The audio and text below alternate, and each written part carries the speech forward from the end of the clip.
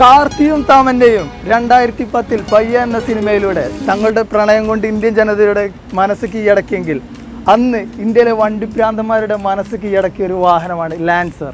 2010 മുന്നേ ഇന്ത്യയിൽ ലോഞ്ച് ചെയ്ത 2023-2029 വരെ പേപ്പറുള്ള വണ്ടിപ്രാന്തന്മാരുടെ ഇഷ്ടവാഹനം. നമുക്കറിയാം പജീറോയും ലാൻസറും അതിൻ്റെ തട്ട് എന്നും വേറെ തന്നെയാണ്. ഇന്നും യൂസ്ഡ് മാർക്കറ്റിലും അതുപോലെ തന്നെ മോഡിഫിക്കേഷൻ രംഗത്തും വണ്ടി ഇഷ്ടപ്പെടുന്നവരുടെ എല്ലാം വാഹനം എന്ന് പറയുന്ന ഒരു ഗണത്തിൽ ഇതിൻ്റെ ഒരു പൊസിഷൻ വേറെ തന്നെയാണ്. അങ്ങനത്തെ നല്ലൊരു ക്ലീൻ പീസ് വാഹനമാണ് നമ്മൾ സെയിലിലേക്ക് കൊണ്ടുവന്നിട്ടുള്ളത്. നമുക്ക് റയറാണ് ലാൻസറൊക്കെ ഒന്ന് മാർക്കറ്റിൽ നിന്ന് നല്ല വണ്ടി കിട്ടിപ്പോരും. പക്ഷെ അങ്ങനത്തെ ഒരു മുതലാണ് നമ്മൾ സെയിലിലേക്ക് കൊണ്ടുവന്നിട്ടുള്ളത്.